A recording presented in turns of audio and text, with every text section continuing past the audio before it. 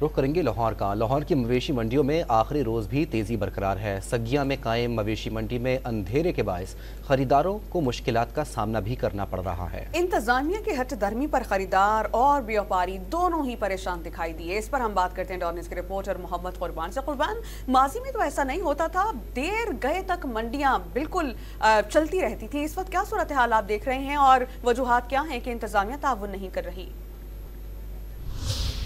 जी बिल्कुल, countdown start हो चुका है, वक्त कम और मुकाबला सख्त है। हर किसी की कोशिश है कि वो अपना मनपसंद जल्द अज जल्द सुनते इब्राहिमी की अदायगी के लिए जानवर खरीदे और घरों को लौट जाए। कुछ खरीदार भी हमारे साथ इस वक्त मौजूद हैं, उनसे भी गुफ्तगू करते हैं कि आया कि कितनी दिक्कत पेश आ रही है उनको जानवरों की खरीदारी के लिए और मंडी में तेजिया मंदी है। अस्सलाम वालेकुम जी, कुछ जानवर खरीदारी में पसंद आया, नहीं आया, कब से आए हुए हैं? वालेकुम अस्सलाम। हमें आए हुए अराउंड 5 से 6 घंटे हो गए हैं और अब तो जैसे आपको नज़र आ रहा है रात हो चुकी हुई है और फैसिलिटी यहाँ पे बिल्कुल भी नहीं है गवर्नमेंट की तरफ से।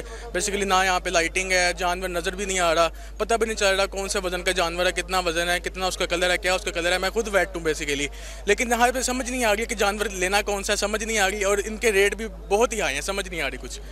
बहुत शुक्रिया जी, आपने ख़रीदारों की भी गुफ्तगू सुनी कि सगिया पुल मवेशी मंडी से शाम से ही इंतज़ामिया की तरफ से लाइटिंग जो है वो बंद कर दी गई है, जिसके बाद यहाँ पर अंधेरे ने डेरे डाल रखे हैं और जो ख़रीदार आ रहे हैं जानवरों की ख़रीदारी के लिए उन्हें जानवरों का मुआयना करने में खासी दिक्कत का सामना हो रहा है। जबकि व्यापारियों का कहना है कि साल भर की मेहनत होती है उनकी और उन्होंने इस 10 दिनों में कारोबार करना होता है, जो उनकी मेहनत ज़ाया जा रही है। जी।